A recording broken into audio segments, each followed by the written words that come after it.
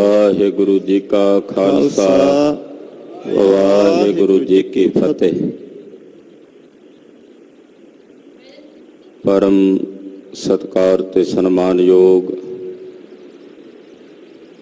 सतगुरां दे परम प्यार च परोती हुई गुरु रंग च रंगी हुई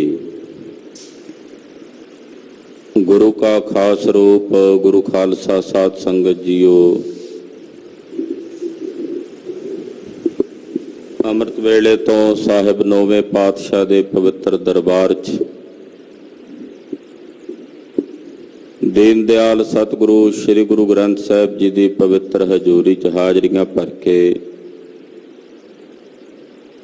अपने जीवन काल दियां कुछ कीमती घड़ियां गुरु लेखे लाउंदियां सफला और सकारथा कर रहे।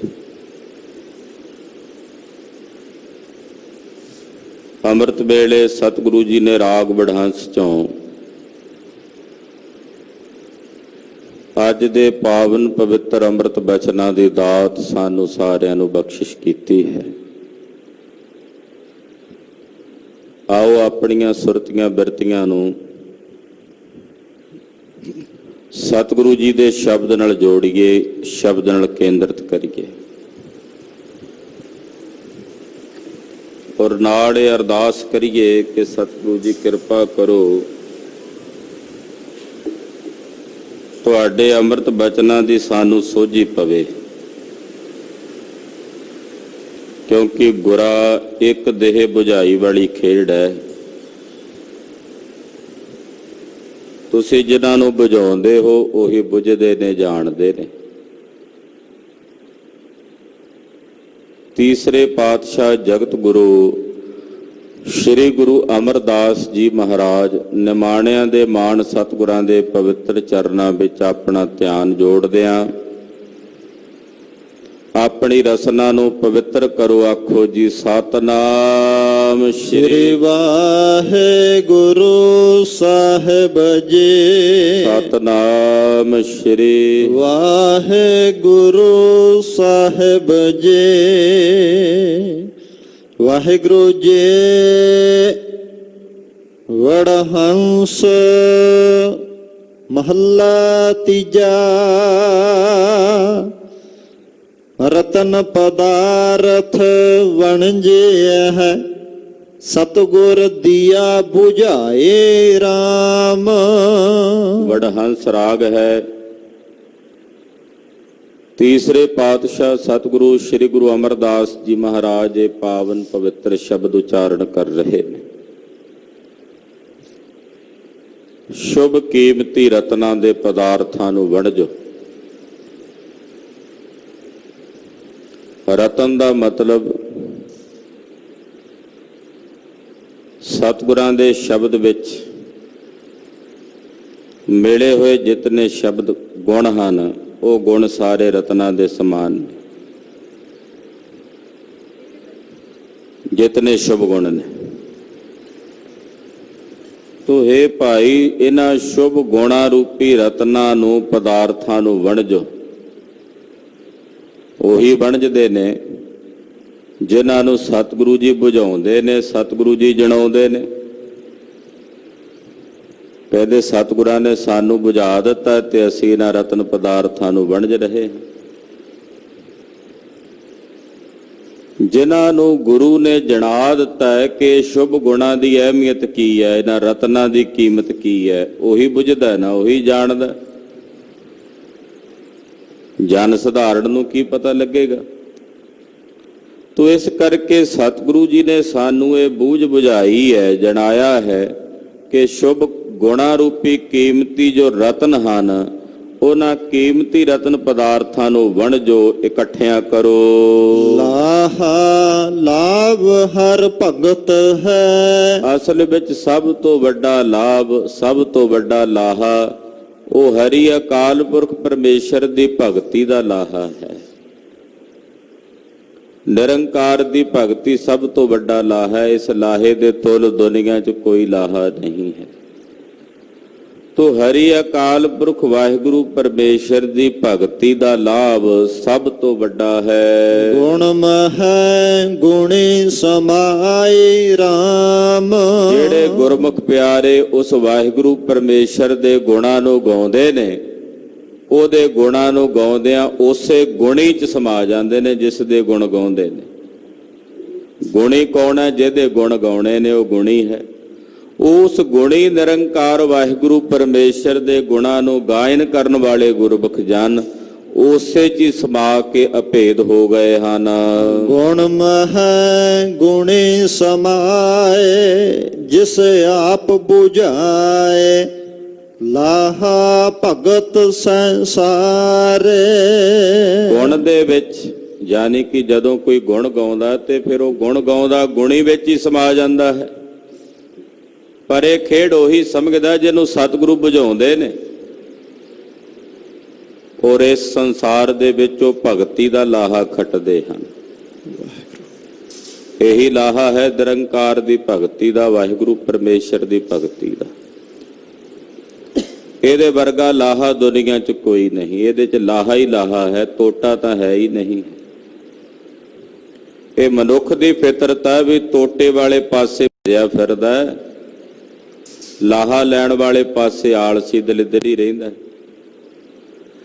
ਪਰ ਨਿਰੰਕਾਰ ਦੇ ਪਿਆਰੇ ਜਿਨ੍ਹਾਂ ਨੂੰ ਸਤਿਗੁਰੂ ਜੀ ਨੇ ਬੁਝਾ ਦਿੱਤਾ ਹੈ, ਜਣਾ ਦਿੱਤਾ ਹੈ, ਉਹਨਾਂ ਨੇ ਸੰਸਾਰ ਦੇ ਵਿੱਚ ਨਿਰੰਕਾਰ ਪਰਮੇਸ਼ਰ ਦੀ ਭਗਤੀ ਦਾ ਲਾਹਾ ਪ੍ਰਾਪਤ ਕੀਤਾ ਹੈ। ਬਿਨ ਭਗਤੇ ਸੁਖ ਨ ਹੋਏ ਦੂਜੈ ਪਤ ਖੋਏ ਗੁਰਮਤਿ ਨਾਮ ਆਧਾਰੇ।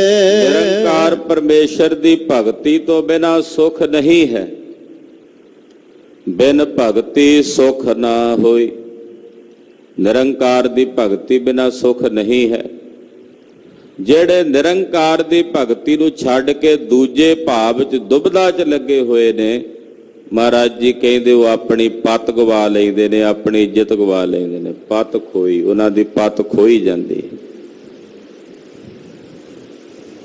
ਔਰ ਜਿਹੜੇ ਗੁਰੂ ਕੀ ਮੱਤ ਦਾ ਆਸਰਾ ਲੈਂਦੇ ਹਨ, ਗੁਰੂ ਕੀ ਮੱਤ ਦੇ ਵਿੱਚ ਟਿਕ ਜਾਂਦੇ ਹਨ, ਉਹਨਾਂ ਨੂੰ ਵਾਹਿਗੁਰੂ ਪਰਮੇਸ਼ਰ ਦੇ ਨਾਮ ਦਾ ਆਧਾਰ ਆਸਰਾ ਪ੍ਰਾਪਤ ਹੁੰਦਾ ਹੈ। ਵਖਰ ਨਾਮ ਸਦਾ ਲਾਭ ਹੈ ਜਿਸਨੂੰ ਏਤ ਵਪਾਰ ਲਾਏ। ਨਿਰੰਕਾਰ ਦਾ ਨਾਮ ਜਪਣਾ, ਇਹ ਜਿਹੜਾ ਸੌਦਾ ਹੈ ਨਾ ਨਾਮ ਜਪਣ ਦਾ, ਪਾਤਸ਼ਾਹ ਕਹਿੰਦੇ ਇਹਦੇ ਵਿੱਚ ਲਾਭ ਹੀ ਲਾਭ ਹੈ। ਵਖਰ ਨਾਮ ਸਦਾ ਲਾਭ ਹੈ। ਇਹ ਜਿਹੜਾ ਸੌਦਾ ਨਾਮ ਦਾ, ਇਹਦੇ 'ਚ ਹਮੇਸ਼ਾ ਲਾਭ ਹੀ ਲਾਭ ਹੈ। ਪਰ ਜਿਸ ਨੂੰ ਸਤਿਗੁਰੂ ਜੀ ਇਸ ਵਪਾਰ ਵਿੱਚ ਲਾਉਂਦੇ ਨੇ, ਉਹੀ ਇਸ ਨਾਮ ਜਪਣ ਵਾਲੇ ਪਾਸੇ ਲੱਗਦਾ ਹੈ। ਰਤਨ ਪਦਾਰਥ ਵਣਜੇ ਹੈ ਜਾਂ ਸਤਿਗੁਰ ਦੇ 부ਝਾਏ। ਜਦੋਂ ਸਤਿਗੁਰੂ ਜੀ ਬੁਝਾ ਦੇਣ, ਜਣਾ ਦੇਣ, ਤਾਂ ਇਹ ਰਤਨ ਪਦਾਰਥਾਂ ਨੂੰ ਵਣਜਦਾ ਹੈ, ਸ਼ੁਭ ਗੁਣਾਂ ਨੂੰ ਵਿਹਾਜਦਾ ਹੈ। ਮਾਇਆ ਮੋਹ ਸਭ ਦੁੱਖ ਹੈ ਖੋਟਾ ਇਹੋ ਵਪਾਰਾ RAM। ਬਾਦਸ਼ਾਹ ਦੂਸਰੇ ਪਾਵਨ ਬੰਦ ਵਿੱਚ ਕਹਿੰਦੇ ਮਾਇਆ ਦਾ ਮੋਹ ਸਭ ਦੁੱਖ ਰੂਪ ਹੈ। ਇਹ ਖੋਟਾ ਵਪਾਰ ਹੈ। ਮਾਇਆ ਦਾ ਜਿਹੜਾ ਮੋਹ ਹੈ, ਮਾਇਆ ਦੀ ਜੋ ਮਮਤਾ ਹੈ, ਇਹ ਖੋਟਾ ਵਪਾਰ ਹੈ। ਕੂੜ ਬੋਲ ਬਿਖ ਖਾਵਣੇ। ਇਸ ਵਪਾਰ ਵਿੱਚ ਲੱਗੇ ਹੋਏ ਲੋਕ ਝੂਠ ਬੋਲ ਕੇ ਜ਼ਹਿਰ ਖਾਂਦੇ ਹਨ। ਕੂੜ ਬੋਲ ਕੇ, ਝੂਠ ਬੋਲ ਕੇ ਬਿਖ ਖਾਂਦੇ ਨੇ, ਜ਼ਹਿਰ ਖਾਂਦੇ ਹਨ। ਬਹੁ ਵਧੈ ਵਿਕਾਰਾ RAM। ਜਿਵੇਂ ਜਿਵੇਂ ਝੂਠ ਬੋਲ ਕੇ ਜ਼ਹਿਰ ਖਾਂਦੇ ਨੇ, ਤਿਵੇਂ ਤਿਵੇਂ ਉਹਨਾਂ ਲੋਕਾਂ ਦੇ ਅੰਦਰ ਵਿਕਾਰ ਵੱਧਦੇ ਹਨ। ਵਿਕਾਰੀ ਬਿਰਤੀ, ਵਿਸ਼ਈ ਬਿਰਤੀ ਜਿਹੜੀ ਹੈ, ਉਹਨਾਂ ਲੋਕਾਂ ਦੇ ਹਿਰਦਿਆਂ ਵਿੱਚ, ਦਿਲਾਂ ਵਿੱਚ ਵੱਧਦੀ ਹੈ। ਬਹੁ ਵਧ ਹੈ ਵਿਕਾਰਾ ਸਹਸਾ ਇਹੋ ਸੰਸਾਰਾ ਬਿਨ ਨਾਵੈ ਪਤ ਖੋਏ। ਜਿਵੇਂ ਜਿਵੇਂ ਵਿਕਾਰ ਵੱਧਦੇ ਨੇ ਉਹਨਾਂ ਮਨਮੁਖਾਂ ਦੇ ਅੰਦਰ, ਤਿਨਾਂ ਦੇ ਹਿਰਦਿਆਂ ਵਿੱਚ ਸਹਸਾ ਬਣਿਆ ਰਹਿੰਦਾ, ਸੰਸਾ ਬਣਿਆ ਰਹਿੰਦਾ। ਔਰ ਨਿਰੰਕਾਰ ਅਕਾਲ ਪੁਰਖ ਪਰਮੇਸ਼ਰ ਦੇ ਨਾਮ ਤੋਂ ਬਿਨਾਂ ਇਹੋ ਜਿਹੇ ਮਨਮੁਖ ਲੋਕ ਆਪਣੀ ਪਤ ਗਵਾ ਲੈਂਦੇ ਹਨ, ਆਪਣੀ ਆਬਰੂ ਗਵਾ ਲੈਂਦੇ ਹਨ।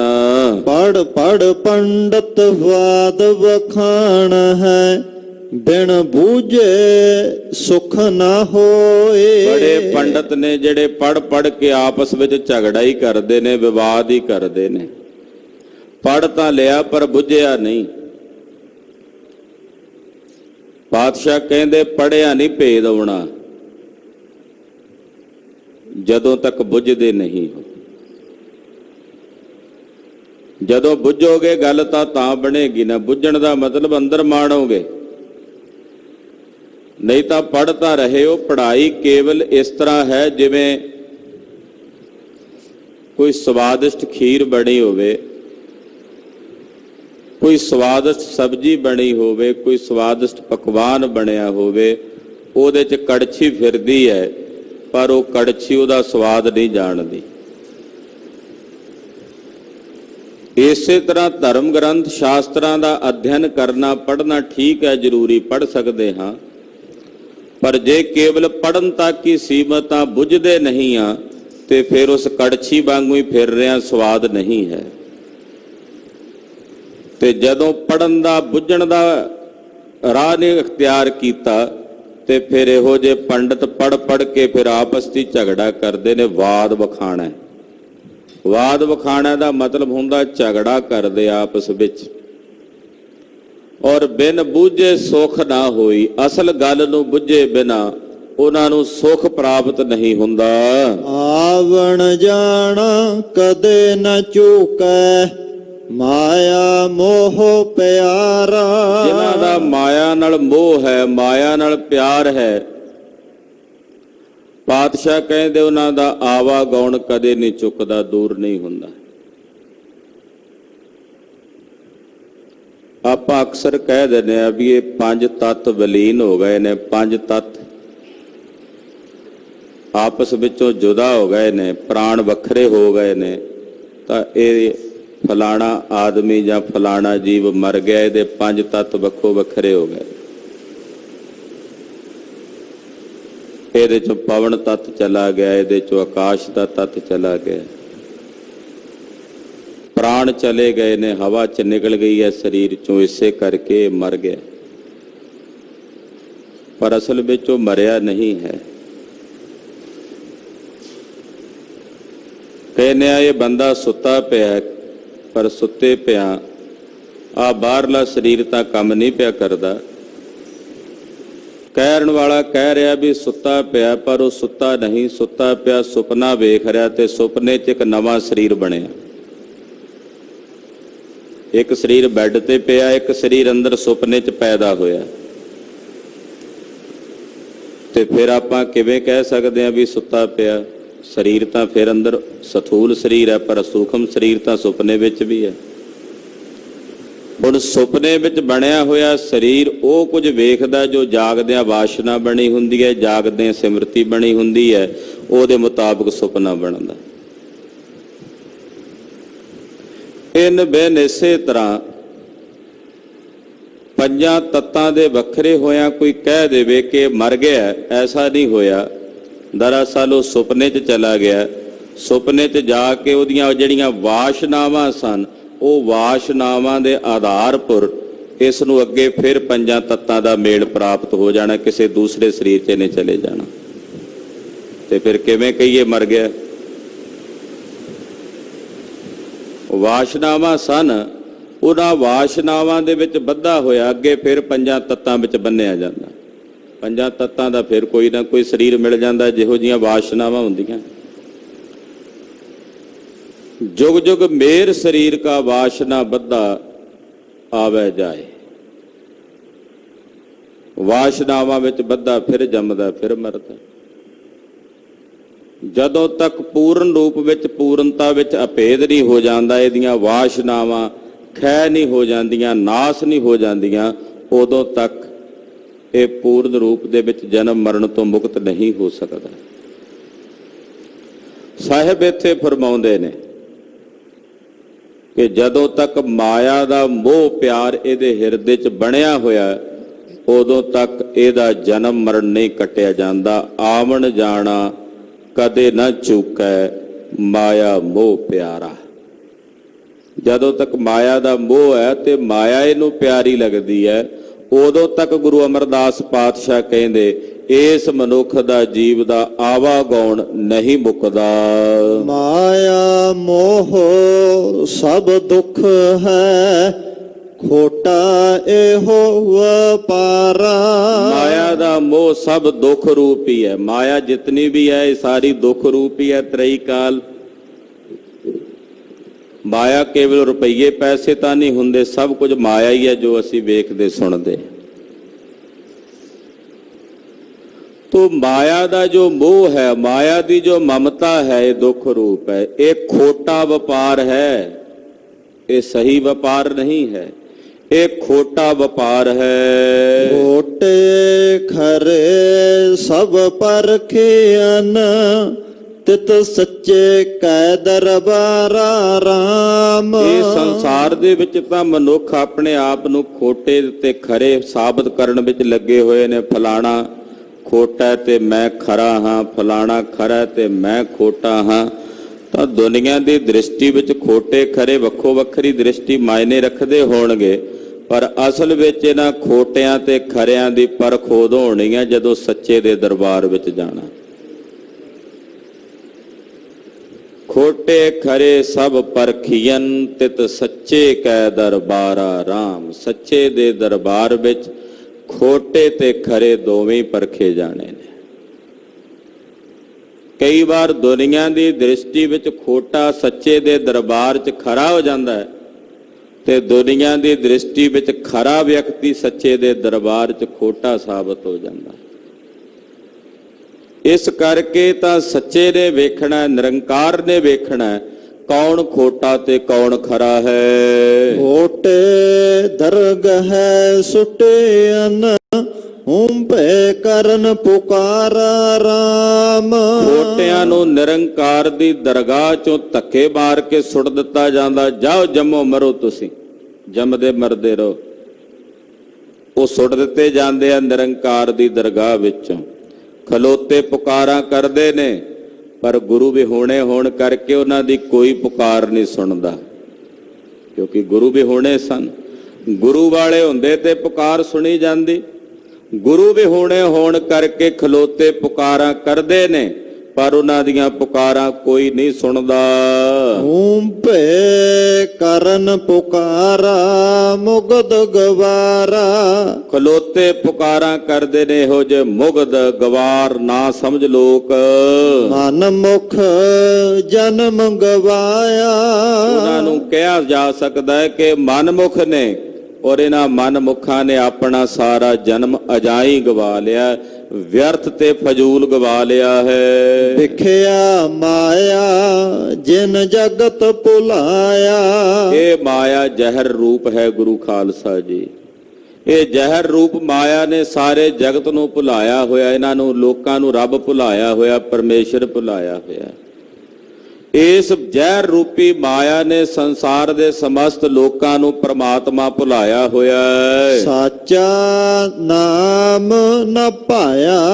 ਮਾਇਆ ਦੇ ਭੁਲੇਵੇਂ ਵਿੱਚ ਭੁੱਲਿਆ ਹੋਇਆ ਮਨੁੱਖ ਉਹਨੂੰ ਸੱਚਾ ਨਾਮ ਨਹੀਂ ਪਾਉਂਦਾ। ਪਰਮੇਸ਼ਰ ਦਾ ਅੰਮ੍ਰਿਤ ਨਾਮ ਚੰਗਾ ਨਹੀਂ ਲੱਗਦਾ। ਮਨ ਮੁਖ ਸੰਤਾਂ ਨਾਲ ਵੈਰ ਕਰ, ਦੁੱਖ ਖੱਟੇ ਸੰਸਾਰਾ। ਜਿਹੜਾ ਮਨਮੁਖ ਜੀਵ ਹੈ ਉਹ ਮਹਾਪੁਰਸ਼ਾਂ, ਸਾਧੂਆਂ ਤੇ ਸੰਤਾਂ ਨਾਲ ਵੈਰ ਕਮਾਉਂਦਾ ਹੈ, ਔਰ ਵੈਰ ਕਰਕੇ ਸੰਸਾਰ ਵਿੱਚ ਦੁੱਖ ਹੀ ਖੱਟਦਾ, ਦੁੱਖ ਹੀ ਕਮਾਉਂਦਾ ਹੈ। ਮਨਮੁਖ ਬੰਦੇ ਸਾਧੂਆਂ ਨਾਲ ਵੈਰ ਹੀ ਕਮਾਉਂਦੇ ਆ। ਉਹਨਾਂ ਅੰਦਰ ਵਿਰੋਧਾਭਾਸ ਵੈਰ ਦੀ ਬਿਰਤੀ ਬਣੀ ਰਹਿੰਦੀ ਹੈ। ਤੋ ਇਸ ਪ੍ਰਕਾਰ ਨਾਲ ਜਿਵੇਂ ਧੁੱਪ ਤੇ ਛਾਂ ਨਹੀਂ ਨਾ ਮਿਲ ਸਕਦੇ, ਇਸੇ ਤਰ੍ਹਾਂ ਮਨਮੁਖ ਜਿਹੜੇ ਨੇ ਉਹ ਮਹਾਪੁਰਸ਼ਾਂ ਸਾਧੂਆਂ ਦੇ ਸੰਗ 'ਚ ਨਹੀਂ ਮਿਲ ਸਕਦੇ। ਉਹ ਹਮੇਸ਼ਾ ਉਹਨਾਂ ਮਹਾਪੁਰਸ਼ਾਂ ਸਾਧੂਆਂ ਨਾਲ ਵੈਰ ਕਮਾ ਕੇ ਇਹ ਸੰਸਾਰ ਵਿੱਚ ਦੁੱਖ ਖੱਟਦੇ ਨੇ, ਦੁੱਖ ਕਮਾਉਂਦੇ ਹਨ। ਖੋਟੇ ਖਰੇ ਪਰਖਿਆਨ, ਤਿਤ ਸੱਚਾ ਦਰਬਾਰਾ ਰਾਮ। ਉਸ ਸੱਚੇ ਦੇ ਦਰਬਾਰ 'ਚ ਖੋਟੇ ਵੀ ਪਰਖੇ ਜਾਣੇ ਨੇ ਤੇ ਖਰੇ ਵੀ ਪਰਖੇ ਜਾਣੇ ਨੇ।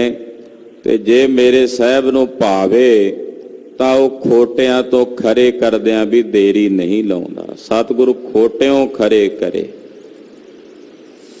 ਚਾਹੁਣ ਤਾਂ ਖੋਟਿਆਂ ਤੋਂ ਖਰੇ ਵੀ ਕਰ ਦਿੰਦੇ ਨੇ, ਉਜਵਲ ਵੀ ਕਰ ਦਿੰਦੇ ਹਨ। ਆਪ ਕਰੇ ਕਿਸ ਆਖੀਐ, ਹੋਰ ਕਰਨਾ ਕਿਛੁ ਨ ਜਾਏ RAM। ਆਪ ਕਰਦਾ ਹੈ ਤੇ ਜੇ ਉਹ ਆਪ ਹੀ ਸਭ ਕੁਝ ਕਰਦਾ ਹੈ ਤੇ ਫਿਰ ਹੋਰ ਕਿਸ ਨੂੰ ਕਹੀਏ? ਹੋਰ ਕੋਈ ਕੁਝ ਕਰ ਹੀ ਨਹੀਂ ਸਕਦਾ, ਹੋਰ ਪਾਸੋਂ ਕਿਸੇ ਕੋਲੋਂ ਕੁਝ ਹੋ ਹੀ ਨਹੀਂ ਸਕਦਾ, ਤੇ ਫਿਰ ਹੋਰ ਕਿਸ ਨੂੰ ਆਖੀਏ, ਕਿਸ ਨੂੰ ਕਹੀਏ? ਜਿਤ ਭਾਵੈ ਤਿਤ ਲਾਇਸੇ, ਜਿਉ ਤਿਸ ਦੇ ਵਡਿਆਏ RAM। ਜਿਵੇਂ ਤਿਸ ਵਾਹਿਗੁਰੂ ਪਰਮੇਸ਼ਰ ਨੂੰ ਪਾਉਂਦਾ ਉਹ ਤਿਵੇਂ ਕਰਦਾ ਹੈ। ਇਹ ਉਸ ਅਕਾਲ ਪੁਰਖ ਵਾਹਿਗੁਰੂ ਪਰਮੇਸ਼ਰ ਦੀ ਵੱਡੀ ਵਡਿਆਈ ਹੈ। ਜਿਉ ਤਿਸ ਦੀ ਵਡਿਆਈ ਆਪ ਕਰਾਈ, ਵਰਿਆਮ ਨ ਫੂਸੇ ਕੋਏ। ਜਿਵੇਂ ਤਿਸ ਵਾਹਿਗੁਰੂ ਪਰਮੇਸ਼ਰ ਦੀ ਵਡਿਆਈ ਆ ਉਹ ਤਿਵੇਂ ਆਪਣੀ ਵਡਿਆਈ ਕਰਾ ਲੈਂਦਾ। ਉਹਦੀ ਨਿਗਾਹ ਵਿੱਚ, ਉਹਦੀ ਦ੍ਰਿਸ਼ਟੀ ਵਿੱਚ ਇੱਕ ਸਮਾਨਤਾ ਹੈ। ਉਹਦੇ ਸਾਹਮਣੇ ਨਾ ਕੋਈ ਵਰਿਆਮ ਸੂਰਮਾ ਤੇ ਨਾ ਕੋਈ ਫੂਸੀ ਕਾਇਰ ਹੈ। ਉਹ ਕਾਇਰਾਂ ਨੂੰ ਵੀ ਪਾਲਦਾ ਹੈ ਤੇ ਜਿਹੜੇ ਵਰਿਆਮ ਸੂਰਮੇ ਨੇ ਉਹਨਾਂ ਨੂੰ ਵੀ ਪਾਲਦਾ ਹੈ। ਹਾਂਜੀ। ਜਗ ਜੀਵਨ ਦਾਤਾ ਕਰਮ ਵਿਧਾਤਾ, ਆਪੇ ਬਖਸ਼ੇ ਸੋਏ। ਸਾਰੇ ਜਗਤ ਦਾ ਜੀਵਨ ਹੈ, ਦਾਤਾਂ ਦੇਣ ਵਾਲਾ ਦਾਤਾ ਹੈ, ਕਰਮ ਫਲ ਵਿਧਾਤਾ ਹੈ। ਆਪ ਜਿਨ੍ਹਾਂ ਨੂੰ ਤਰਸ ਕਰਕੇ ਬਖਸ਼ ਲੈਂਦਾ ਹੈ ਉਹ ਬਖਸ਼ੇ ਜਾਂਦੇ ਹਨ। ਗੁਰ ਪ੍ਰਸਾਦੇ ਆਪ ਗਵਾਈਐ, ਨਾਨਕ ਨਾਮ ਪਤ ਪਾਏ। ਗੁਰੂ ਦੀ ਕਿਰਪਾ ਨਾਲ ਆਪਣਾ ਆਪ ਗਵਾਈ ਦਾ ਹੈ। ਜਿਨ੍ਹਾਂ ਨੇ ਗੁਰੂ ਕਿਰਪਾ ਸਦਕਾ ਆਪਣੇ ਨਿਜ ਭਾਵ ਨੂੰ, ਮੈਂ ਮੇਰੀ ਨੂੰ ਗਵਾ ਦਿੱਤਾ ਹੈ, ਉਹਨਾਂ ਨੇ ਸਾਹਿਬ ਦੇ ਅੰਮ੍ਰਿਤ ਨਾਮ ਦੁਆਰਾ ਇਸ ਲੋਕ ਵਿੱਚ ਵੀ ਔਰ ਪਰਲੋਕ ਵਿੱਚ ਵੀ ਪਤ ਇੱਜ਼ਤ ਪ੍ਰਾਪਤ ਕੀਤੀ ਹੈ। ਆਪ ਕਰੇ ਕਿਸ ਆਖੀਐ, ਹੋਰ ਕਰਨਾ ਕਿਛੁ ਨ ਜਾਏ। ਉਹਦੇ ਆਪ ਹੀ ਕਰਨ ਕਰਾਉਣ ਵਾਲਾ ਹੈ ਤੇ ਫਿਰ ਉਹਦੇ ਤੋਂ ਬਿਨਾਂ ਕੋਈ ਦੂਜਾ ਹੈ ਹੀ ਨਹੀਂ, ਤੇ ਕਿਸ ਨੂੰ ਆਖੀਏ? ਕਿਸੇ ਹੋਰ ਕੋਲੋਂ ਕੁਝ ਕਰਨਾ ਕੀਤਾ ਜਾ ਹੀ ਨਹੀਂ ਸਕਦਾ। ਉਹ ਆਪ ਹੀ ਕਰਤਾ ਹੈ ਸੰਸਾਰ ਦਾ, ਸਾਰੇ ਜਗਤ ਦਾ, ਤੇ ਫਿਰ ਉਹਦੇ ਬਿਨਾਂ ਕੋਈ ਦੂਜਾ ਨਹੀਂ, ਤੇ ਫਿਰ ਦੂਜੇ ਨੂੰ ਆਖੀਏ ਕੀ?